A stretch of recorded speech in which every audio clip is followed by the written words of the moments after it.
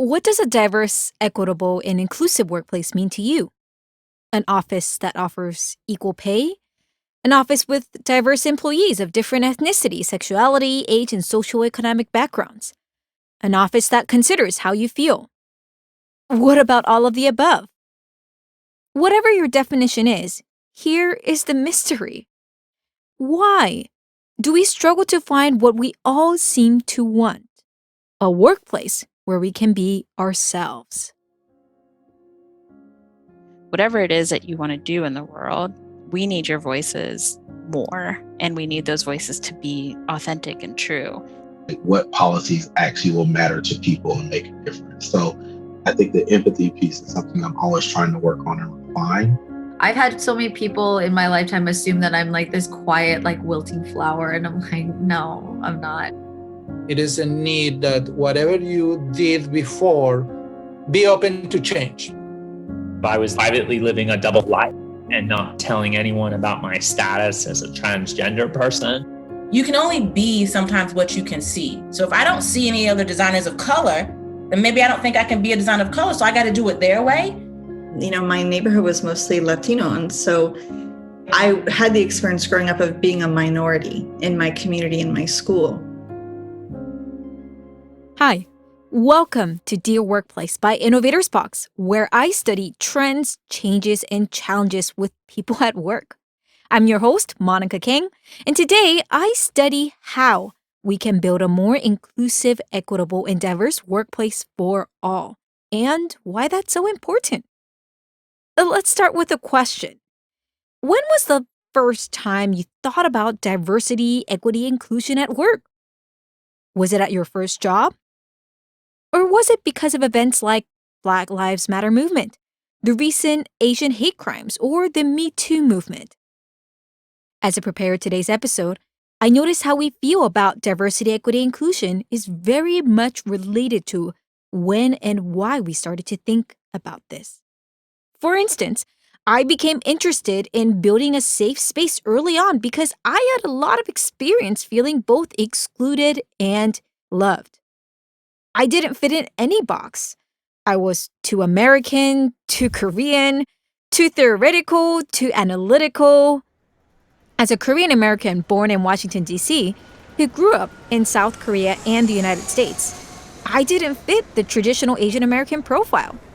As someone who loved working in government, innovation, and international affairs, I got used to being one of the few who was either loved or excluded for being different at work.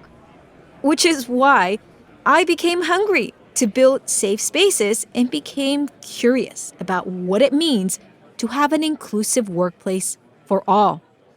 And I'm not alone. Meet Abadesi Osunsade.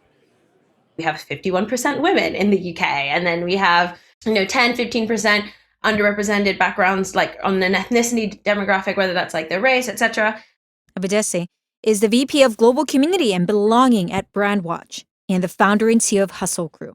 She is also one of the top 50 women in tech by Computer Weekly. Having worked at multiple places like Product Hunt, Hotel Tonight, Amazon, and Groupon, she has been thinking a lot about equity and inclusion gaps in technology. She is a leading voice for diversity in tech and how we rethink belonging. I was so happy that she shared one of my favorite phrases when I asked her, what is one thing workplaces can do differently to foster more belonging at work? Psychological safety. A lot of the research from behavioral psychologists and like organizational theory experts says that there's this common thread amongst high-performing teams, and it's called psychological safety. And it's this idea of like, I am entering a space where I can be my whole self. I'm just being who I am every day. Why is this a big deal? Now, some people who are listening are like, what, there aren't people that's not happening? Like, that's not the default? And actually, no, that's very much not the case. They're filtering. They're hiding a part of themselves because they want to fit in. They're not enjoying psychological safety. So how do we achieve psychological safety? And how can we make people feel like they can operate in their role as their full selves without having to fit into this mold that we've created? And the way that we do that is just by like being aware of cultural differences and identity differences and being curious about people's differences. Yes, 100% Abadesi. The colleagues that you thought was quiet. How do you know if that's how they are at ease or if they are feeling like they have to be quiet because the workplace is discouraging them to show up differently? We don't know until we ask, listen, and become curious to understand the differences, instead of assuming what we think is right or wrong. Heather Hiscox agrees that we need to resist making assumptions. The founder and CEO of Pause for Change, an organization that helps social entrepreneurs and nonprofits pause to work differently, shared how she learned a humbling lesson on the importance of holding space when she was doing a workshop one day. I used to think that people showed up as excited as I was about the workshop. Like, yay, here we are, giving up a whole 2 days of work when my email's piling up and I have project deadlines and I have whatever's going on in my life at home, right? People are showing up with sick family members, new babies, all the fullness that I'm arriving with as well, but I have to put on my facilitator mask. And holding space is about allowing people to show up as who they are with whatever they have going on. Empathy, curiosity, compassion. These are really important values we desire, but to walk the talk takes a lot of intentionality and effort. Let's reframe this for a second. If I asked you, would you like to work at an office where you feel underappreciated, misunderstood, and judged for how you looked or how you are, I'm pretty sure you would say no. And research confirmed this human instinct.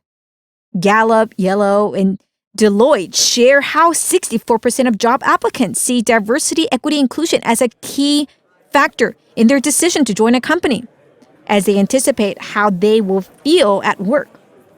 83% of millennials are actively engaged when they believe their organization fosters an inclusive culture.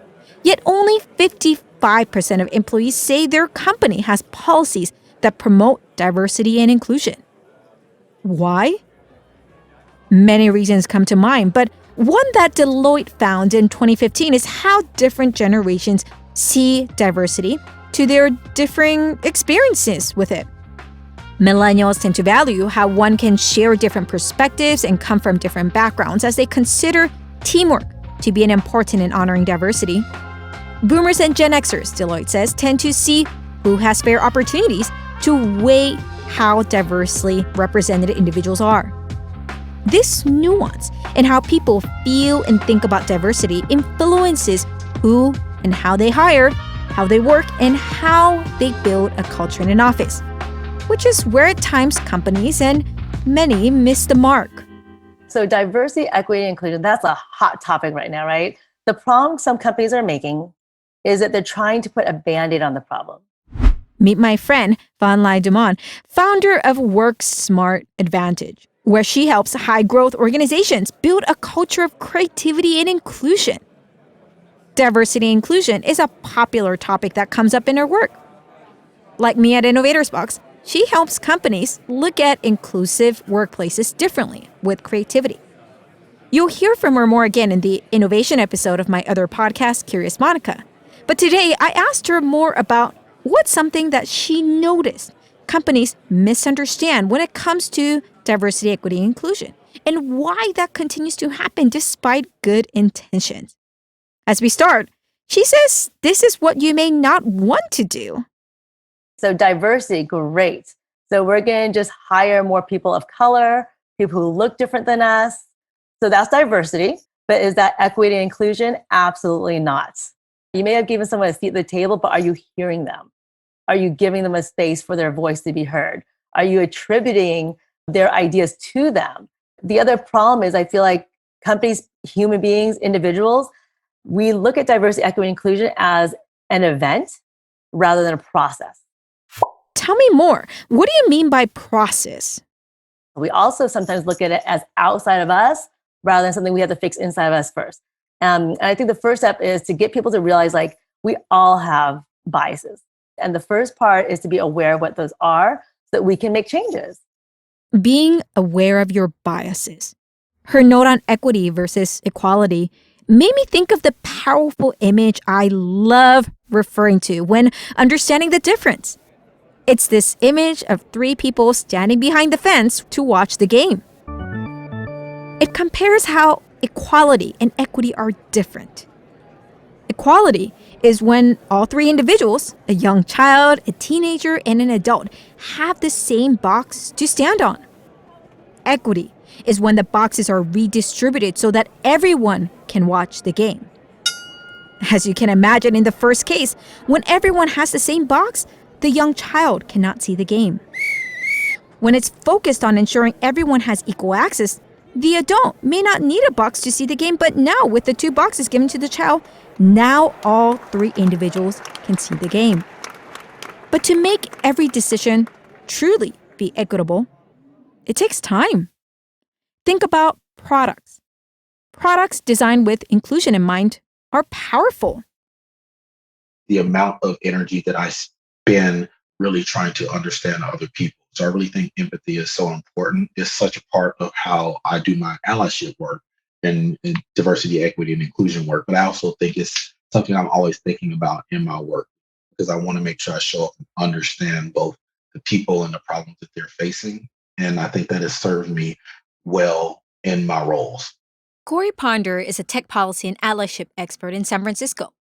Having worked at the government, Google, Facebook, and now Instagram, empathy is a skill he thinks a lot about as he designs tech products and policies for all.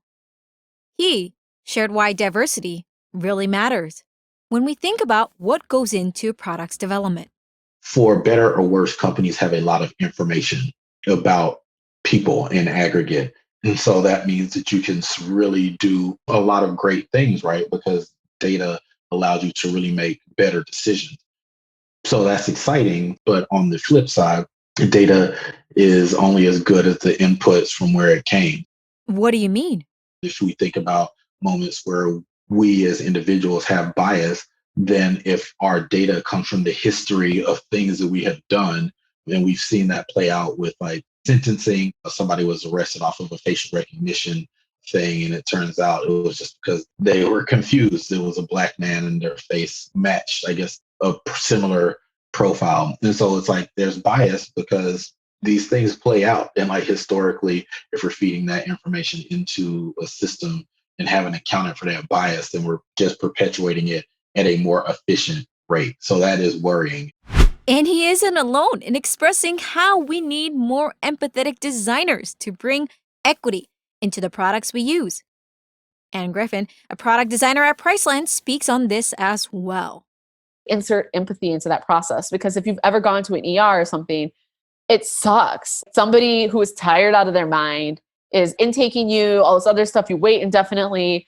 It's not a great experience. It's just the experience that they have. What's normal or not? How do you first gain the insight to realize that and the motivation to do something about it? Heather Hiscox reminded me why exposure and access matters.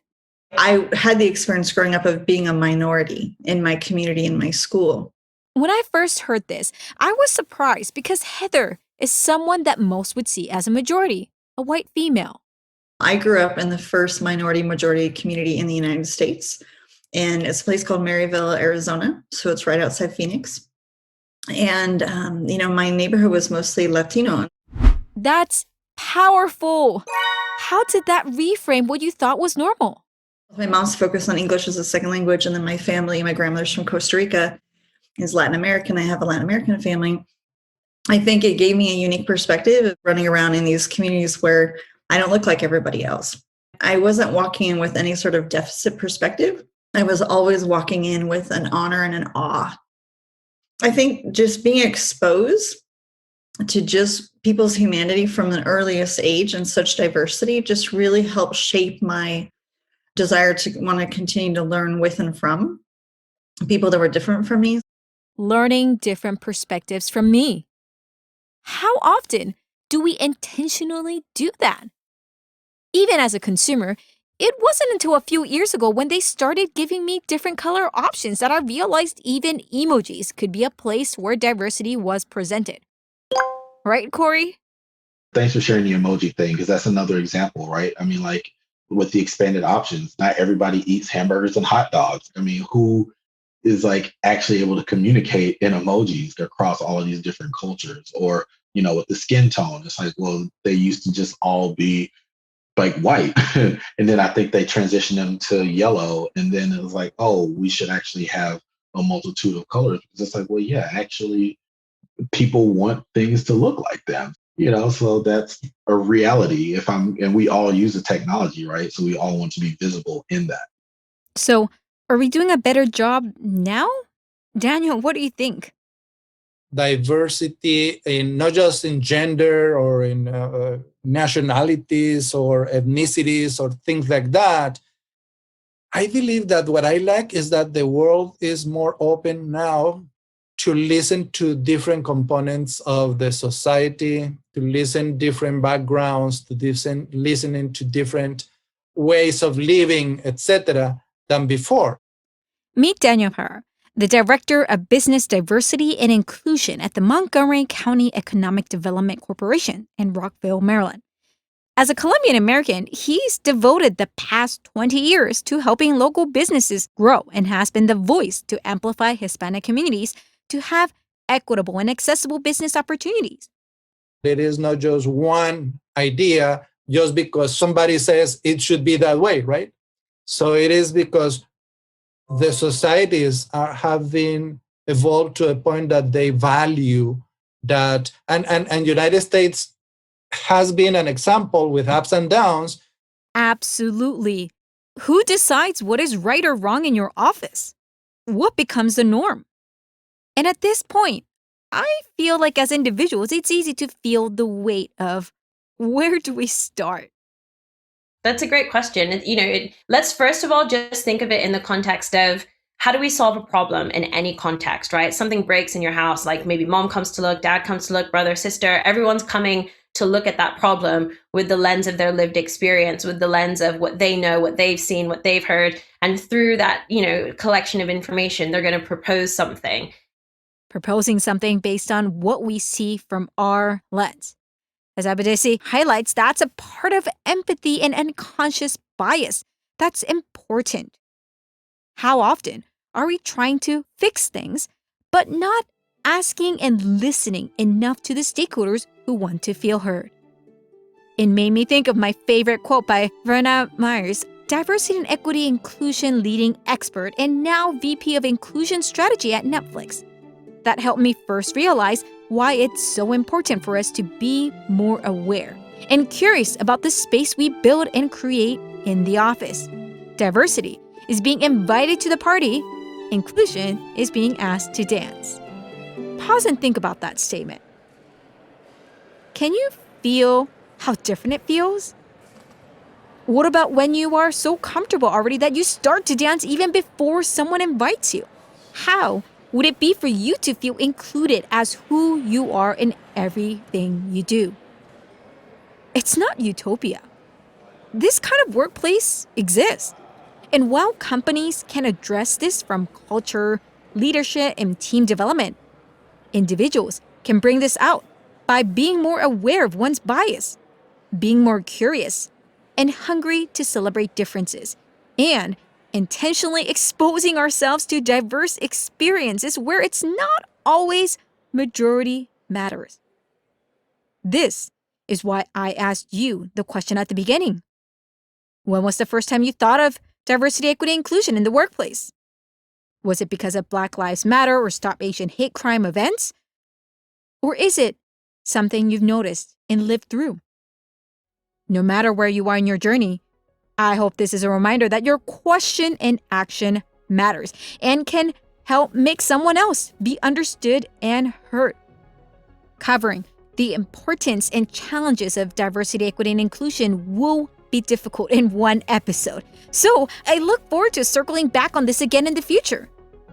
For now, though, I hope this gave you food for thought. How about this? Until we meet again next week, I want to send you off on a quest. In the next few days, first, I want you to ask yourself more questions about who you are meeting and ponder why people might feel a certain way before assuming. Second, I want you to take a moment to watch, read, listen, or attend an event by a person that you usually don't interact with or know of to expose yourself to different points of view. And share with me what you find. I look forward to hearing what you learn. This will be a timely reflection as we think about our next episode, where we'll reflect on how we think about the physical changes in the workplace.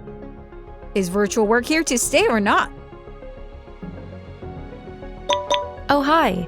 I'm Kelly, a creative intern at InnovatorsBox, and I hope you're enjoying Dear Workplace. Through this podcast, I've loved challenging myself beyond all the outdated advice I've been taught, while also reimagining my love for creativity and music business as a woman about to enter the workforce.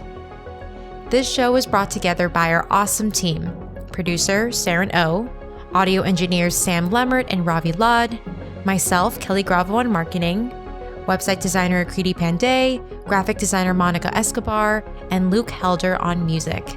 And of course, Dear Workplace is hosted and directed by Monica Kang, founder and CEO of InnovatorsBox. To continue the conversation beyond the workplace, visit us at innovatorsbox.com. Also, don't forget to subscribe, leave a review, and share.